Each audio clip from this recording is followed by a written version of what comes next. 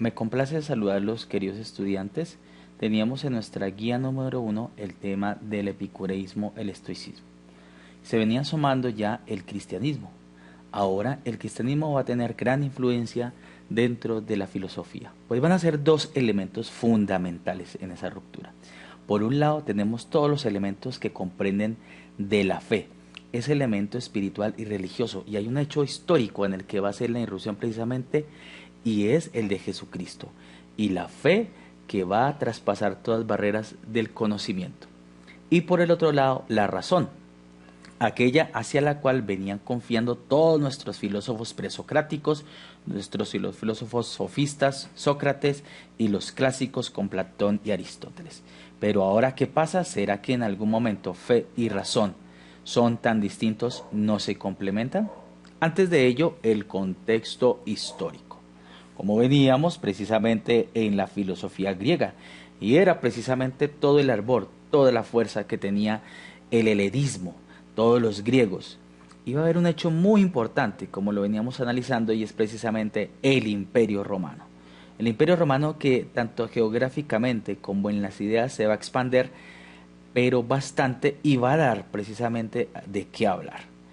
Hay algo que también influye en la caída, ascenso y caída del Imperio Romano, y es precisamente el cristianismo. Y el cristianismo va a tener un punto fundamental porque, así como lo dice la historia, antes de Jesucristo y después de Jesucristo. Y entonces, de ahí, de esa influencia del cristianismo, comenzará todo un movimiento en la Edad Media, la filosofía medieval, que va a tener la Alta Edad Media y la Baja Edad Media, para dar paso así a otra época que se llama el Renacimiento.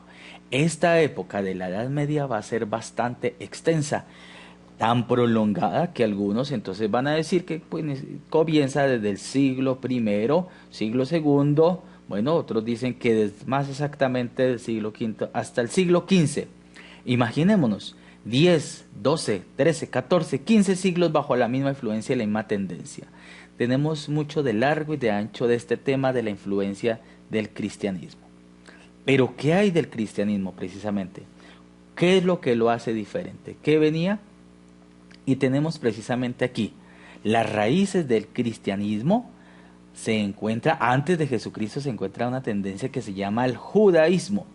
Y entonces los judíos con Abraham y Moisés, que son los fundadores, ya Antiguo Testamento, la Torá, esa Biblia judía precisamente es la que va a poner las bases de la fe. Pero esas bases de la fe que después van a ser renovadas por Jesucristo. Jesús de Nazaret, quien nace en el pesebre, Jesús de Nazaret, que es el Hijo de Dios, verdaderamente hombre, verdaderamente Dios, es el que va a marcar la irrupción de la historia. Tenemos nuestros hermanos en la fe, nuestros primeros padres en la fe, que son los judíos, pero va más allá de este cristianismo, porque propone un nuevo estilo de vida. Y va a ser tan revolucionario su mensaje que también va a tener alta influencia dentro del pensamiento filosófico. Así que tiene unos elementos muy fundamentales ese cristianismo. Y la pregunta, ¿qué conocemos de Jesús? ¿Quién dice la gente que soy yo? Precisamente porque para algunos Jesús de Nazaret puede ser esa persona que habla muy bonito. Para otros Jesús de Nazaret puede ser el que sana, el que libera. Para otros Jesús de Nazaret es el que da consuelo, el que da luz, el que da vida. Pero aparte de decir eso en la escritura, para cada uno de nosotros, ¿quién será Jesús de Nazaret? ¿Quién dice la gente que soy yo? Está en el texto bíblico. Y a partir de la imagen, a partir de la experiencia que se tenga de Jesús, entonces se podrá dar esta respuesta. Así que comienza a interrumpir precisamente un choque entre la filosofía griega y lo que propone el cristianismo.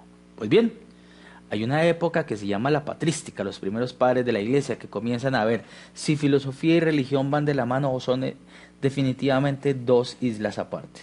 Por un lado, recordemos que el arqué de los griegos estaba con los presocráticos previsto como aquel elemento fundamental del que venían.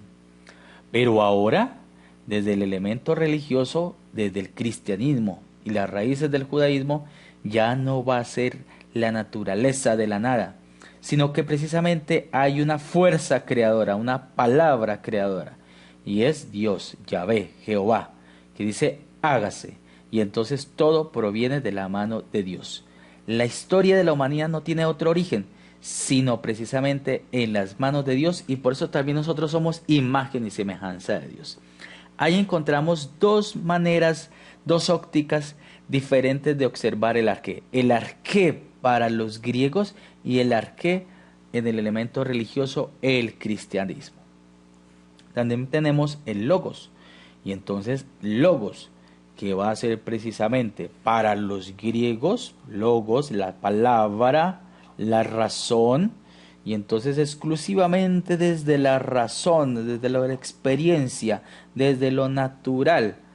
Pero aquí va a trascender, no va a ser allá al estilo de Heráclito, no va a ser al estilo de los presocráticos, sino que el evangelista San Juan dice, el logos está encarnado en una persona. ¿Y quién es ese logos? Y entonces, en el principio era el verbo. ¿Quién es el verbo? ¿Quién es el logos? Jesús.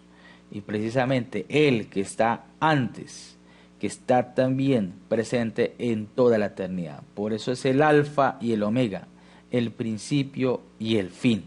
O sea que hay dos maneras diferentes de responder a ese logos. Por un lado, con una mirada racional, con una mirada natural, y el otro logos, que es Jesús. Jesús está nacido del Padre y entonces que viene del Padre, uno solo con el Padre.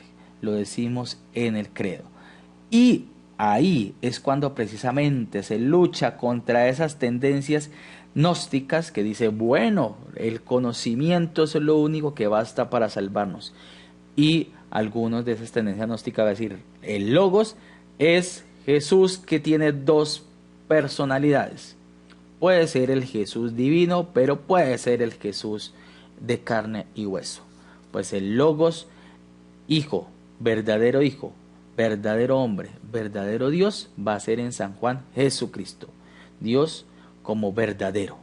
Y entonces ahí está, ¿quién es Jesús para nosotros? Así que tenemos varios elementos en nuestra guía. Desde Heráclito, que dice del logos, una imagen, un dibujo que lo represente. Desde el panteísmo, si Dios está en todos lados, entonces ese logos, ¿de dónde viene? Desde el estoicismo, aquella conjunción con la naturaleza, desde el Evangelio de San Juan y desde los gnósticos. Esa será la primera actividad. En la segunda actividad, recordemos esa palabra arqué. ¿De dónde viene? ¿Cuál es el inicio? En la filosofía, recuerde allá qué es el arqué. Ponga en esa columna, por favor, qué es el arqué. En el cristianismo, ¿de dónde es el inicio? ¿Qué es lo que propone? Puede remitirse al libro del Génesis, qué es lo que dice. Y en tu sentido propio. Para ti, entonces, ¿cuál es el inicio? ¿Cuál es precisamente el fundamento de la existencia? Vamos en dos actividades. Tercera actividad es un poco más de reflexión. Es un escrito que debemos hacer de reflexión muy personal, muy íntima. Y es precisamente desde nuestra experiencia de la fe. ¿Quién es Jesús para nosotros? ¿Nos resulta cautivante el mensaje de Jesús en el Evangelio? ¿Crees que tienes una relación cercana con Jesús?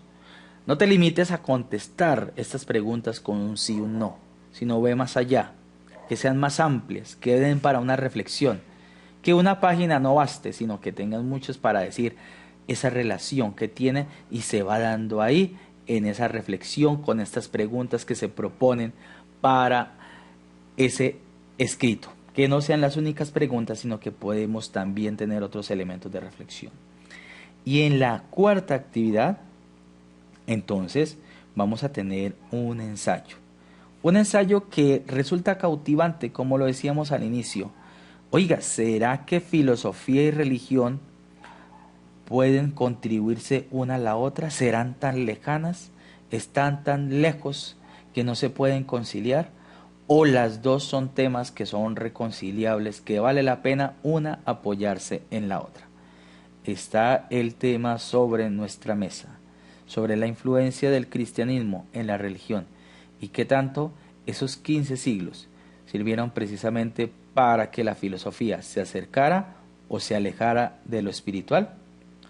Así que muchísimas gracias y seguiremos muy atentos porque en nuestros próximos elementos a reflexionar ya hablaremos de algunos filósofos que son evidentemente desde el cristianismo. No olvidemos precisamente enviar nuestras actividades de la número 1 a la número 4 a los dos profesores simultáneamente. Muchísimas gracias.